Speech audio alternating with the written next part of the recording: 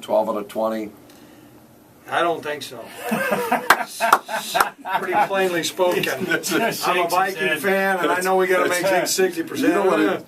You know what? That's not even just your defensive thinking going on. That's a rookie thrown to the wolves against the Green Bay Packer thought right there, Coach. I know we got a couple Packer fans up in the office, and I'm apologize. tired of it. Yeah, it's been rough. I'd quit. Jeez. Yeah. Or fire him, one of the two. That's unacceptable. I could do that. Yeah, he does hold that power. It was rough. I'm a Twins fan. I love the Vikings, and these guys running around talking about the Brewers and the Packers, and it goes on and on and on.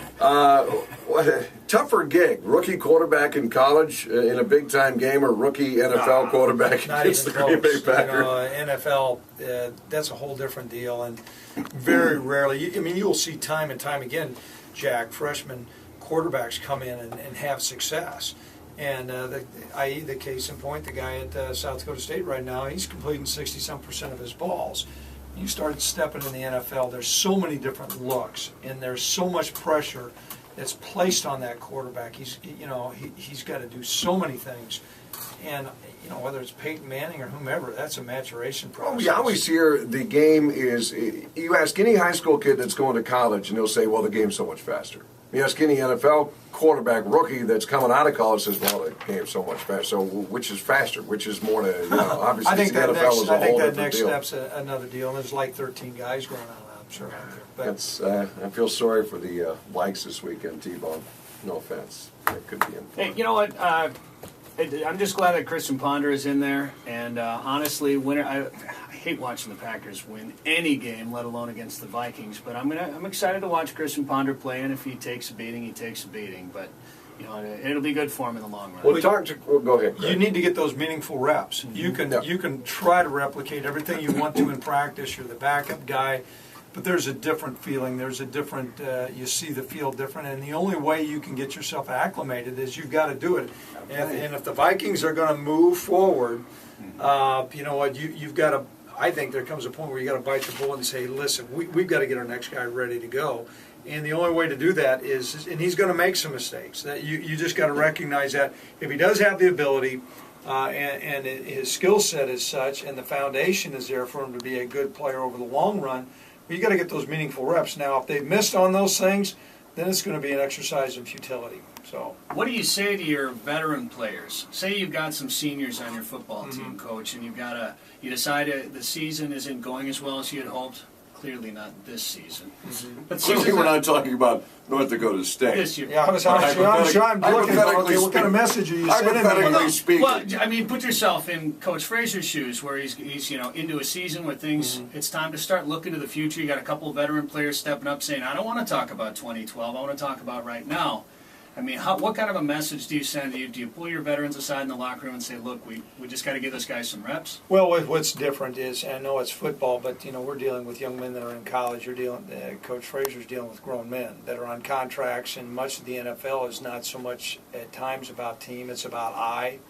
And so I don't know how he'd process all those things. It's certainly not going to be easy, I'm sure, for some of those guys, but I can tell you this, after a while, your quarterback's got to perform in that league. If your quarterback's not, that's the way it is in the Valley. If your quarterback's not performing, I personally had to make a difficult decision a couple of years ago on bench a quarterback that had all the value systems, all the things that were in place, and we were not producing. It was the hardest decision I made. But as the program moving forward, you have to do those things. Boy, did your quarterback perform against Missouri State.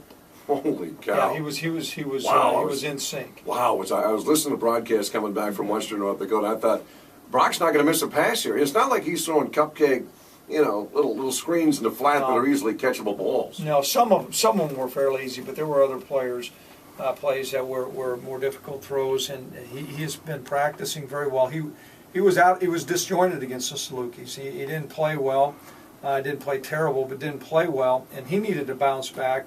I know he was disappointed with his performance. A lot of guys were disappointed down in Southern Illinois. We made plays when we needed to, but in that Missouri State game, particularly offensively, it's been a while since we've had that kind of efficiency. And, Jack, what that does, that just spreads defenses out so much. That's another portion of our offense that has not been there in the past. We're still taking control of the football. Brock's thrown 1 interception, 9 touchdown passes. Do the math. That's okay. Completing 70% of his pass, close to 72% right now. We're throwing it well, we're catching it well, we're protecting it well.